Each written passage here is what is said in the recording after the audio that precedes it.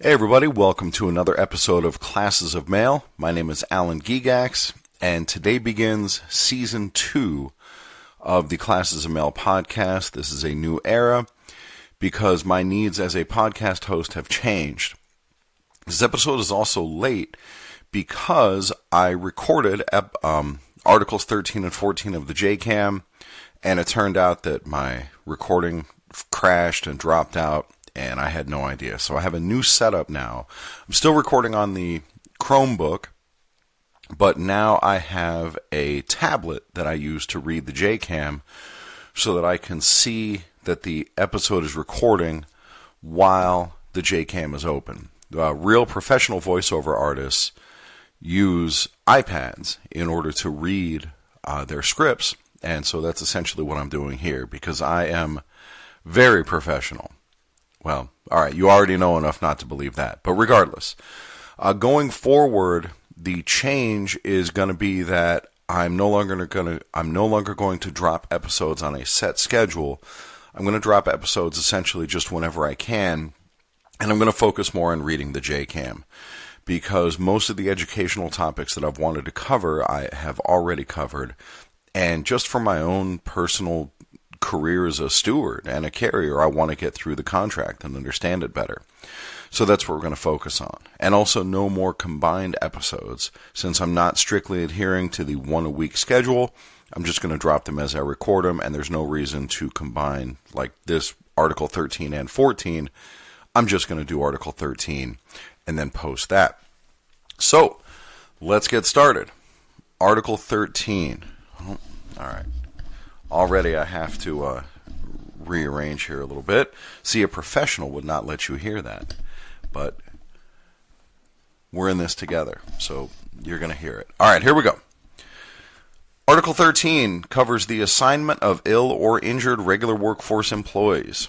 The provisions of Article 13 govern voluntary requests for light-duty work by employees who are temporarily or permanently incapable of performing their normal duties as a result of illness or injury. The term light duty should not be confused with the term limited duty. The term limited duty is not used in the National Agreement. Rather, the term limited duty was established by Title V CFR Part 353, the OPM regulation implementing 5 U.S.C. 8151B, that portion of the Federal Employees Compensation Act pertaining to the resumption of employment following job-related illness or injury. USPS procedures regarding limited duty are found in Section 540 of the Employee and Labor Relations Manual, ELM. Limited duty may be provided for an employee who is temporarily or permanently incapable of performing his or her normal duties as a result of a job-related compensable illness or injury. National Arbitrator Mittenthal held in such and such arbitration case that Article 13, Section 4.H applies to both light and limited duty situations. See below. An employee who has suffered a compensable illness or injury may seek permanent light duty work through the procedures provided in Article 13. However, in most circumstances, such employees will find the procedures and regulations provided in the ELM Section 540 better suited to their needs. The limited duty provisions contained in the ELM Section 540 will be discussed at the end of this article. 13.1.A. Section 1. Introduction. A. Part-time regular schedule employees are assigned in the craft... A.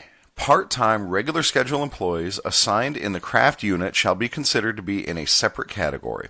All provisions of this article apply to part-time regular schedule employees within their own category. Part-time regular schedule employees are in a category separate and apart from full-time and part-time flexible employees. 13.1.B. B.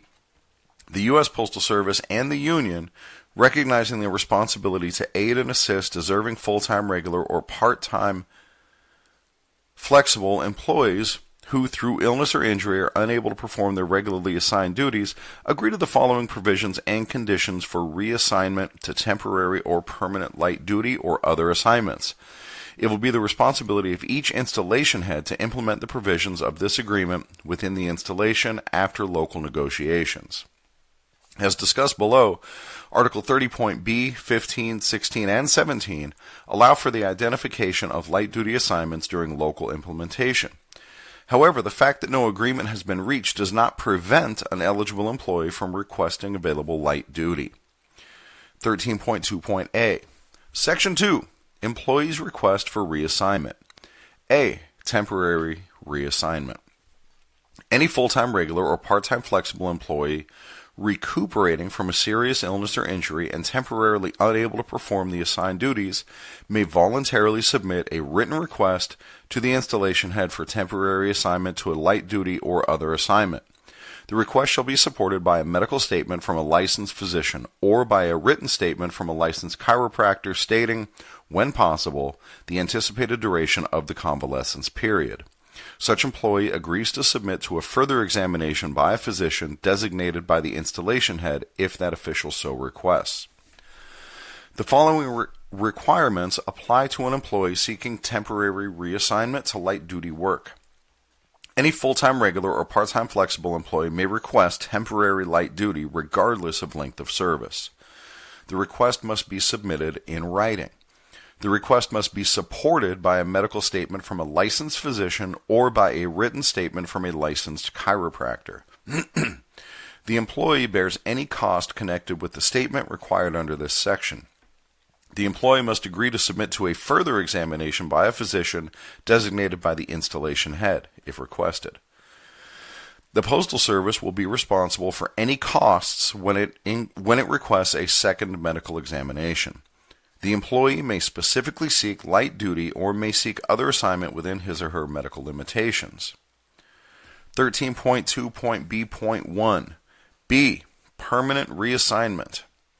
Any ill or injured full-time regular or part-time flexible employee having a minimum of 5 years of postal service, or any full-time regular or part-time flexible employee who sustained an injury on duty regardless of years of service, while performing the assigned duties can submit a voluntary request for permanent reassignment to light duty or other assignment to the installation head if the employee is permanently unable to perform all or part of the assigned duties. The request shall be accompanied by a medical certificate from a physician designated by the installation head, giving full evidence of the physical condition of the employee, the need for reassignment, and the ability of the employee to perform other duties. A certificate from the employee's personal physician will not be acceptable. The following requirements apply to an employee seeking permanent reassignment to light-duty work. An employee must have 5 years of postal service to be eligible to apply for permanent reassignment due to a non-job-related injury or illness. Any full-time or part-time employee, regardless of length of postal service, may choose to request permanent reassignment duty if unable to perform all or part of his or her assigned duties due to job-related illness or injury instead of using the procedures in ELM Section 540. The request must be submitted in writing. The request must be accompanied by medical statement from a physician designated by the installation head. Unlike the case in requests for temporary reassignment, a statement from the employee's own physician is not acceptable. The Postal Service will be responsible for the costs of a medical examination required and scheduled by the Postal Service. The employee may specifically seek light duty or may seek another assignment within his or her medical limitations. 13.2.B.2. The following procedures are the exclusive procedure for resolving a disagreement between the employee's physician and the physician designated by the USPS concerning the medical condition of an employee who has requested permanent light-duty assignment. These procedures shall not apply to cases where the employee's medical condition arose out of an occupational illness or injury. On request of the union, a third physician will be selected from a list of 5 board-certified specialists in the medical field for the condition in question, the list to be supplied by the local medical society. The physician will be selected by the alternate striking of names from the list by the union and the employer. The employer will supply the selected physician with all relevant facts, including job description and occupational physical requirements. The decision of the third-party physician will be final as to the employee's medical condition and occupational limitations, if any. Any other issues relating to the employee's entitlement to a light duty Any other issues relating to the employee's entitlement to a light-duty assignment shall be resolved through the grievance arbitration procedure. The costs of the services of the third physician shall be shared by the union and the employer. The procedures in Article 13.2.b.2 for resolving a disagreement between physicians do not apply to situations involving on-the-job illness or injury. Only OWCP has the authority to resolve disputes concerning the medical condition of employees who have suffered a compensable injury or illness. See limited duty, pages 21-4 through 21-6. On request of the union, a third doctor will be selected from a list supplied in each separate case by the local medical society of certified specialists for the condition in question. 13.2.c. C. Installation heads shall show the greatest consideration for full-time regular or part-time flexible employees requiring light duty or other assignments, giving each request careful attention and reassign such employees to the extent possible in the employee's office. When a request is refused, the installation head shall notify the concerned employee in writing, stating the reasons for the inability to reassign the employee. Article 13.2.c requires that installation heads make a bona fide effort to identify light-duty work. It further requires management to give the matter, quote, the greatest consideration, end quote, and, quote, careful attention, end quote. If management does not provide the requested light-duty work, it has an obligation to explain in writing why light-duty work is unavailable. Disputes concerning the failure to provide light-duty work may be addressed through the grievance arbitration procedure. Section 3, local implementation. Due to varied size installations and conditions within installations, the following important items having a direct bearing on these reassignment procedures, establishment of light-duty assignments, should be determined by local negotiations. Through local negotiations, 13.3.a. Through local negotiations, each office will establish the assignments that are to be considered light duty within each craft represented in the office.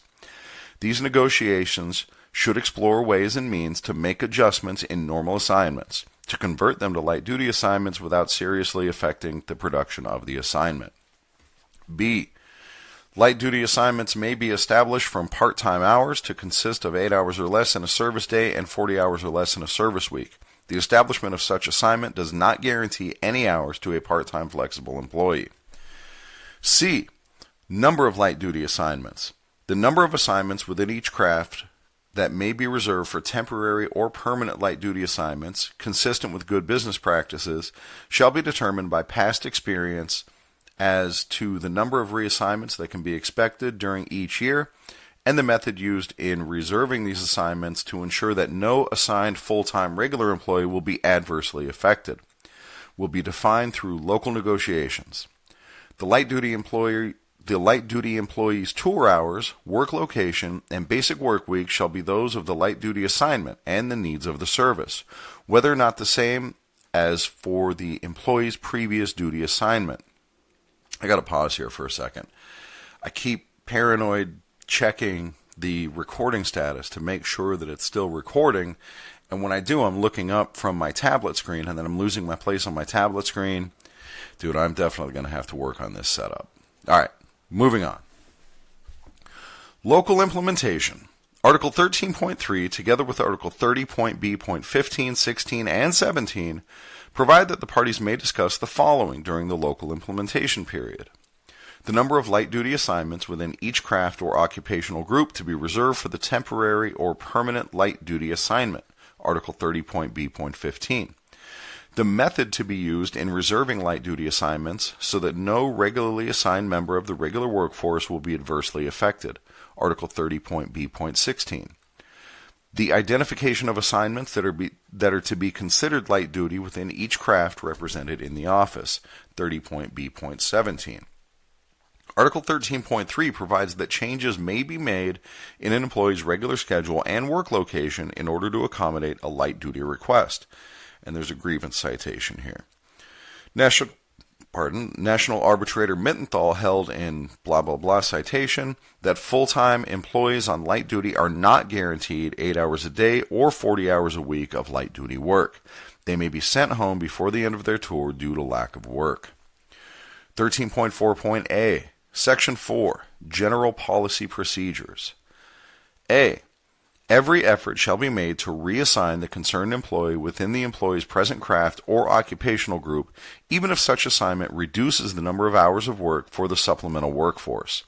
After all efforts are exhausted in this area, consideration will be given to reassignment to another craft or occupational group within the same installation. Whenever possible, letter carriers should be provided light-duty work within the letter carrier craft. Article 13.4.A obligates management to reduce casual hours, if necessary, in order to provide light-duty work in the letter carrier craft for career letter carriers. 13.4.B. B. The full-time regular or part-time flexible employee must be able to meet the qualifications of the position to which the employee is reassigned on a permanent basis. On a temporary reassignment, qualifications can be modified provided excessive hours are not used in the operation. C.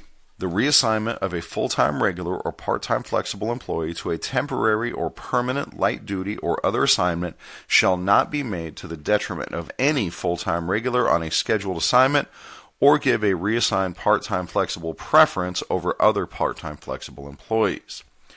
D.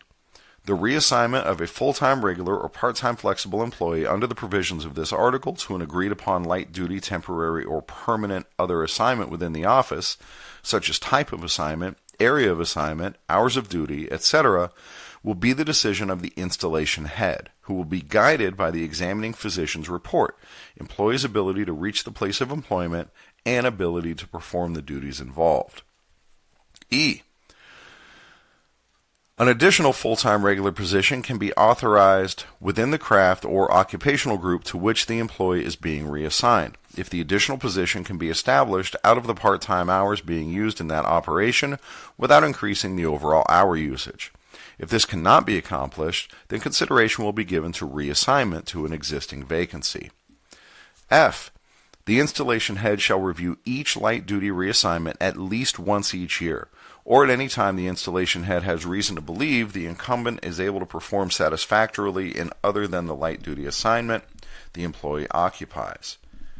This review is to determine the need for continuation of the employee in the light-duty assignment. Such employee may be requested to submit to a medical review by a physician designated by the installation head if the installation head believes such an examination to be necessary. G. The following procedures are the exclusive procedures for resolving a disagreement between the employee's physician and the physician designated by the USPS concerning the medical condition of an employee who is on light-duty assignment. These procedures shall not apply to cases where the employee's medical condition arose out of an occupational illness or injury. On request of the union, a third physician will be selected from a list of 5 board-certified specialists in the medical field for the condition in question, the list to be supplied by the local medical society. The physician will be selected by the alternate striking of names from the list by the union and the employer. The employer will supply the selected physician with all relevant facts, including job description and occupational physical requirements. The decision of the third physician will be final as to the employee's medical condition and occupational limitations, if any. Any other issues relating to the employee's entitlement to a light-duty assignment shall be resolved through the grievance arbitration procedure. The costs of the services of the third physician shall be shared by the union and the employer. The dispute resolution procedure in this section does not apply to situations involving job-related illness or injury. Only OWCP has the authority to resolve disputes concerning the medical condition of employees who have suffered compensable injury or illness. See Limited Duty, pages 21-4 through 21-6. The procedure in this section is the same as that in Article 13.2.B.2. It provides that on request of the union, a third doctor will be selected from a list supplied in each separate case by the local medical society or certified specialist for the condition in question. By the local medical society of certified specialists for the condition in question. 13.4.H. H. When a full-time regular employee in a temporary light-duty assignment is declared recovered on medical review, the employee shall be returned to the employee's former duty assignment, if it has not been discontinued. If such former regular duty assignment has been discontinued, the employee becomes an unassigned full-time regular employee. National Arbitrator Mittenthal held in such and such case that this provision also applies to employees who have been assigned temporary limited duty work in other crafts under the provisions of ELM Section 546. 13.4.I. If a full-time regular employee is reassigned in another craft for permanent light duty and later is declared recovered on medical review, the employee shall be returned to the first available full-time regular vacancy in complement in the employee's former craft. Pending return to such former craft, the employee shall be an unassigned full-time regular employee. The employee's seniority shall be restored to include service in the light duty assignment. When the qualifying conditions in this provision are met, return to the former craft is mandatory. The seniority rule stated in this section is applicable to the letter carrier craft and is an exception to the general rule in Article 41.2.g. Article 13.4.I also applies to employees who have been permanently assigned limited duty work in other crafts under the provisions of ELM Section 546. And here's a citation. 13.4.j. J. When a full-time regular employee who has been awarded a permanent light duty assignment within the employee's own craft is declared recovered on medical review, the employee shall become an unassigned full-time regular employee. K. When a part-time flexible on temporary light duty is declared recovered, the employee's detail to light duty shall be terminated. L. When a part-time flexible who has been reassigned in another craft on permanent light duty is declared recovered, such assignment to light duty shall be terminated. Section 4.1 above does not apply even though the employee has advanced to full-time regular while on light duty. 13.5. Section 5. Filling vacancies due to reassignment of an employee to another craft. When it is necessary to permanently reassign an ill or injured full-time regular or part-time flexible employee who is unable to perform the regularly assigned duties from one craft to another craft within the office, the following procedures will be followed. A. When the reassigned employee is a full-time regular employee, the resulting full-time regular vacancy in the complement, not necessarily in the particular duty assignment of the losing craft from which the employee is being reassigned, shall be posted to give the senior of the full-time regular employees in the gaining craft the opportunity to be reassigned to the vacancy if desired. The seniority of full-time employees reassigned to another craft under the provisions of this section is determined by Article 13.6.a. National Arbitrator Block held in such and such citation that where a clerk obtained a letter carrier position as a result of a letter carrier being assigned light duty work in the clerk craft under this provision, it was improper to return the former clerk to the clerk craft after the letter carrier successfully grieved the light duty assignment that had been accepted under duress. 13.5.b. B. If no full-time regular employee accepts the opportunity to be assigned to the vacancy in the complement, not necessarily in the particular duty assignment in the other craft, the senior of the part-time flexibles on the opposite role who wishes to accept the vacancy shall be assigned to the full-time regular vacancy in the complement of the craft of the reassigned employee. When no full-time regulars in the gaining craft desire to take the vacancy in the losing craft, the vacancy is then offered to part-time flexibles in the gaining craft by seniority. Part-time flexibles so reassigned become full-time regulars upon reassignment. However, under the provisions of Article 13.6.b, they are required to begin a new period of seniority. 13.5.c. C. When the reassigned employee is a part-time flexible, the resulting vacancy in the losing craft shall be posted to give the senior of the full-time regular or part-time flexible employees in the gaining craft the opportunity to be assigned to the part-time flexible vacancy, if desired, to begin a new period of seniority at the foot of the part-time flexible role. Full-time regulars from another craft who bid into the letter carrier craft under this provision must begin a new period of seniority and become part-time flexibles. 13.5.d. D. The rule in A and B above applies when a full-time regular employee on permanent light duty is declared recovered and is returned to the employee's former craft, to give the senior of the full-time regular or part-time flexible employees in the gaining craft the opportunity, if desired, to be assigned in the resulting full-time regular vacancy in the complement, not necessarily in the particular duty assignment of the losing craft. 13.6. Section 6. Seniority of an employee assigned to another craft. Except as provided for in Section 4.1 above, a full-time regular employee assigned to another craft or occupational group in the same or lower level in the same installation shall take the seniority for preferred tours and assignments, whichever is lesser, of A. 1 day junior to the junior full-time regular employee in the craft or occupational group, B. Retain the seniority the employee had in the employee's former craft. B. A part-time flexible employee who is permanently assigned to a full-time regular or part-time flexible assignment in another craft under the provisions of this article shall begin a new period of seniority.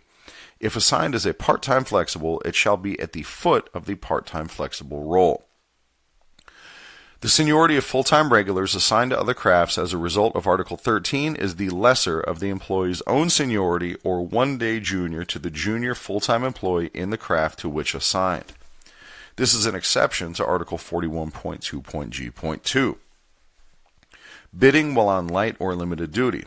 A memorandum of understanding, there's a citation here, governs bidding by letter carriers on light or limited duty.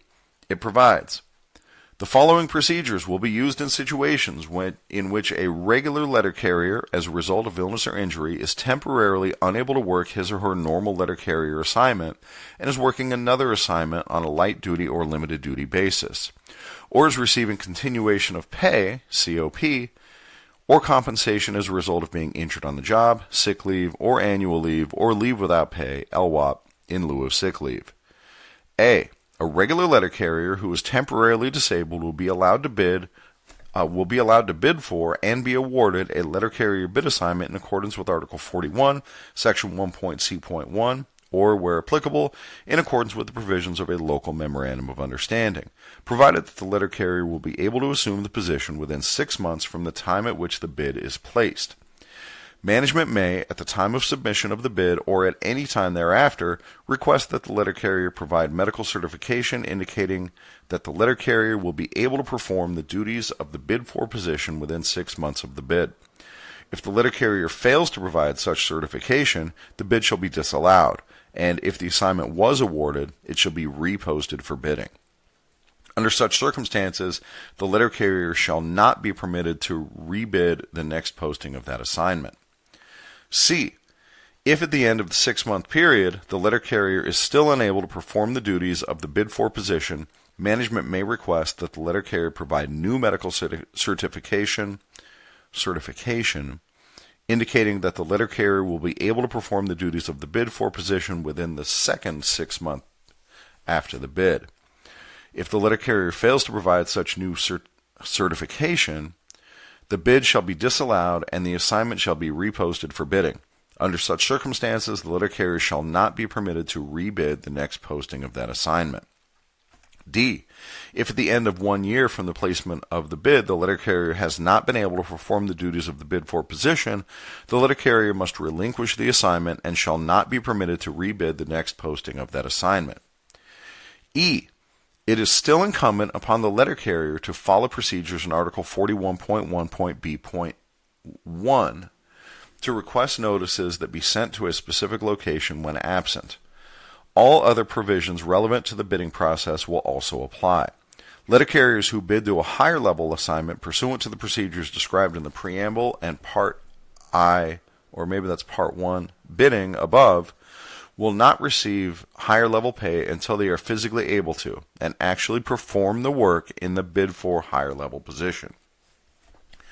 If an employee who has accepted and is working a light or limited duty assignment subsequently bids and is awarded a new position pursuant to this memorandum, there is no contractual requirement to adjust the light or limited duty assignment as a result of the newly awarded bid position.